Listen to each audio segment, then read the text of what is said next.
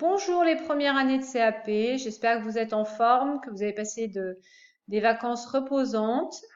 Alors aujourd'hui on se retrouve donc pour la mission 5, conditionnement et emballage, et on reprend l'application que nous avions travaillée avant les vacances qui porte sur les couleurs, signification des couleurs en marketing.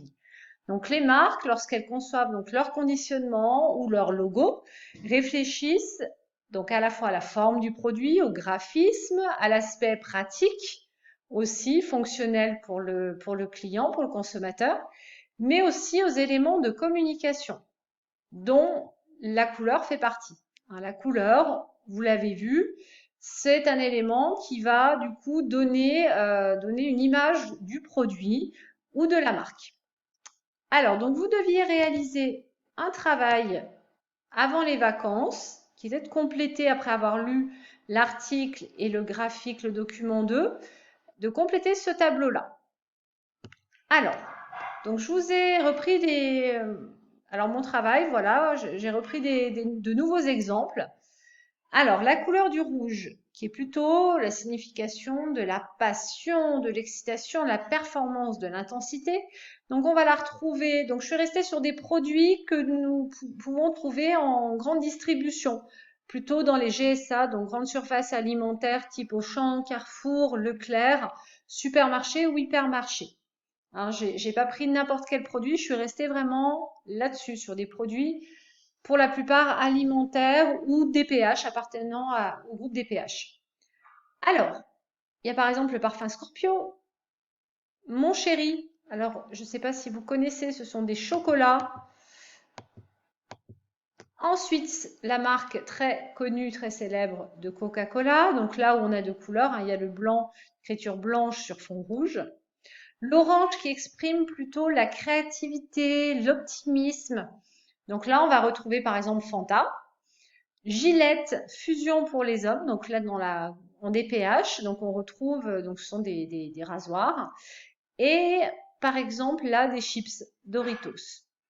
Ensuite, nous retrouvons donc le jaune qui est la couleur du soleil, donc au sens large le soleil, qui évoque aussi la joie, le dynamisme, la chaleur, parfois la vitesse.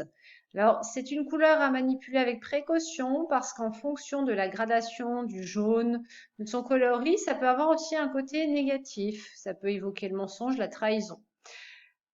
Donc, on peut retrouver en produit, je vous en ai relevé trois. Alors, l'orangina, des nachos. Alors, vous vous souvenez, en fait, vous devez voir dans les rayons, souvent, quand on se rend dans un rayon en épicerie salée, on retrouve beaucoup de produits qui proviennent de recettes, on va dire, issues d'Amérique latine, comme par exemple les burritos, les tacos, les nachos, qui sont justement souvent sur des fonds jaunes. Alors parfois on observe un cactus dessus, un petit sombrero, donc un chapeau mexicain rouge. Vous voyez, mais la couleur la plus employée est le jaune parce que justement ça évoque la chaleur de l'Amérique latine. Donc on le retrouve, c'est un code couleur qu'on retrouve beaucoup dans les produits dont je viens de parler.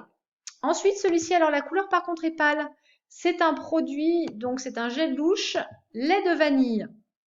Voilà. Donc là, vous voyez, on remarque quand même qu'il y a des dégradés dans le jaune. C'est pas tout à fait le même jaune qui est employé. Donc, en fonction de son intensité, ce n'est pas tout à fait le même objectif qui est recherché.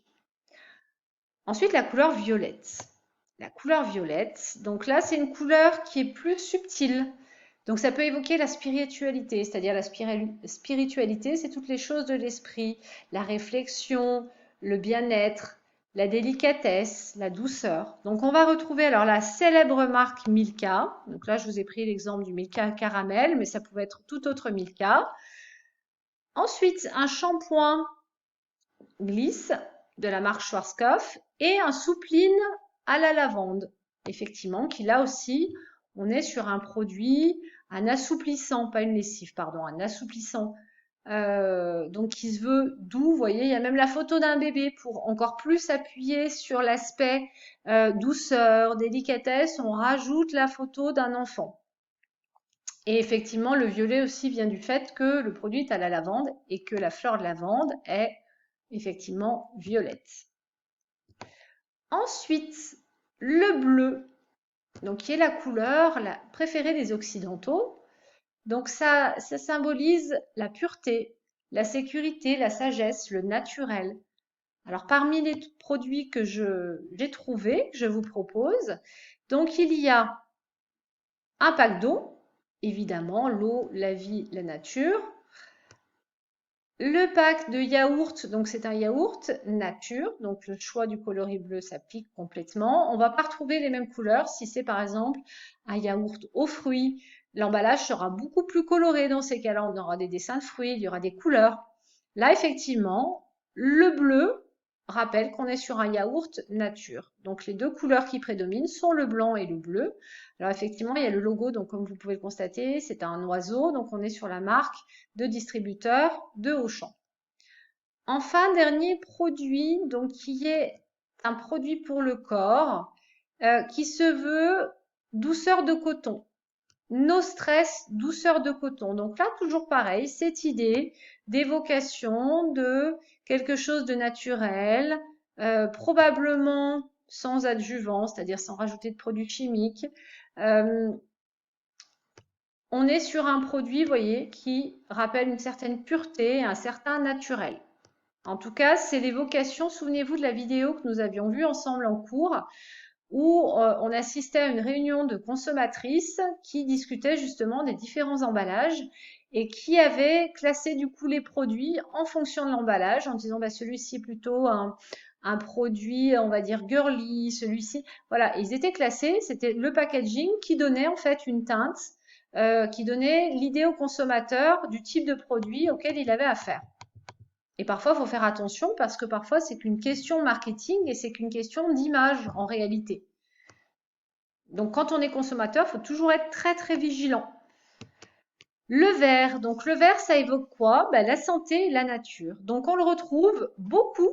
Vous remarquerez, si vous allez, par exemple, dans un rayon bio, vous remarquerez que la couleur qui prédomine, c'est le vert parce que ça évoque le bio, ça évoque la santé et la nature. Donc, je vous ai mis un jus de fruits bio à la pomme. Je vous ai mis la vache qui rit. Donc, vous connaissez les couleurs de la vache qui rit. Là, on ne retrouve pas du tout les mêmes couleurs. Alors, le seul élément qui ne change pas, enfin les seuls éléments qui ne changent pas, c'est la forme de la boîte. Et effectivement, la vache qui rit toujours et qui est toujours rouge. Mais vous voyez, les couleurs utilisées sont complètement différentes et on est toujours sur du vert qui prédomine. Et enfin, le dernier qui est une eau micellaire, donc une sorte de démaquillant bio à la fleur de bleuet. Donc on a la fleur de bleuet qui est d'un joli bleu qui transparaît. Et puis, en fait, la bouteille, donc la bouteille en fait est un petit peu teinte. C'est dans un plastique bien transparent qui est légèrement teinté en vert et qui donne cette illusion que le produit à l'intérieur est vert alors qu'il est très probablement translucide.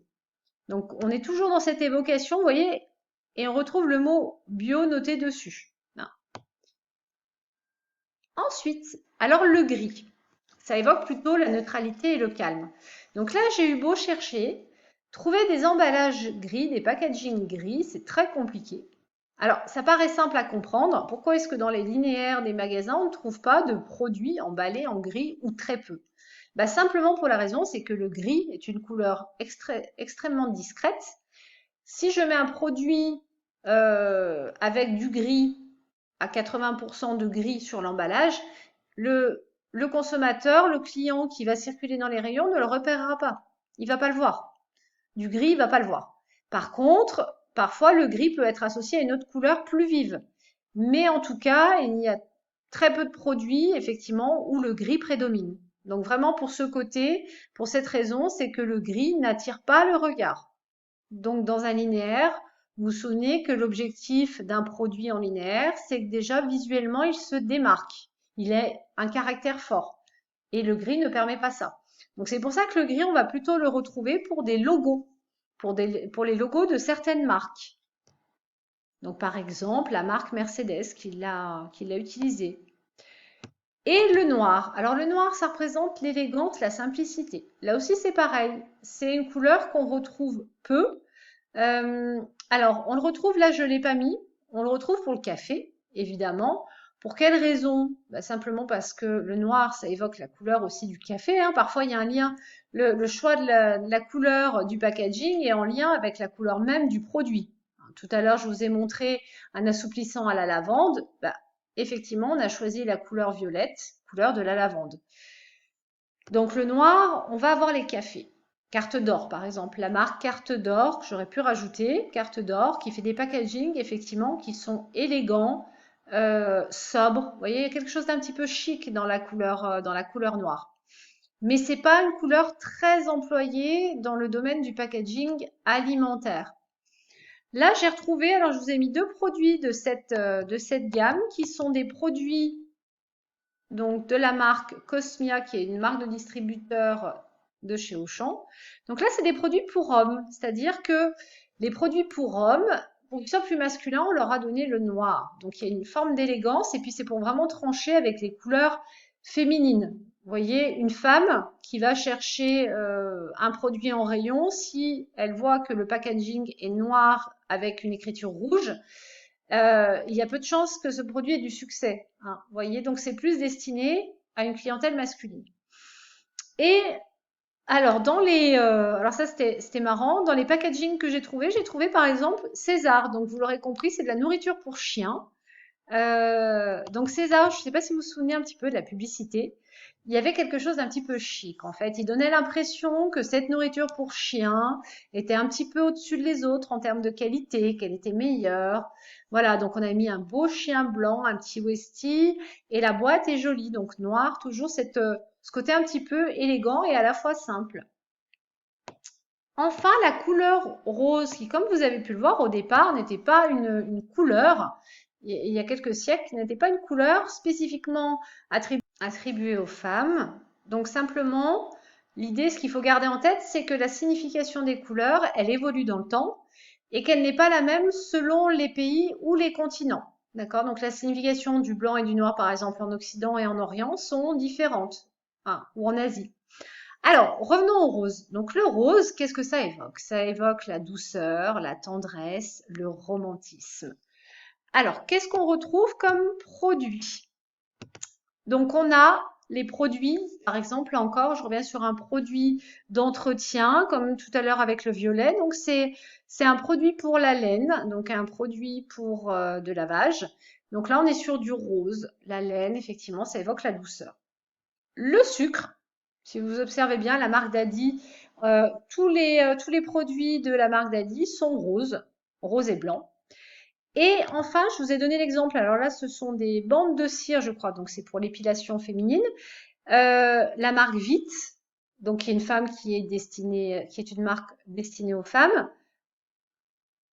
a choisi cette dominante rose avec du blanc, mais effectivement du rose. Donc très souvent sur les produits d'hygiène féminine, les produits de beauté féminin, on retrouve du rose. Voilà.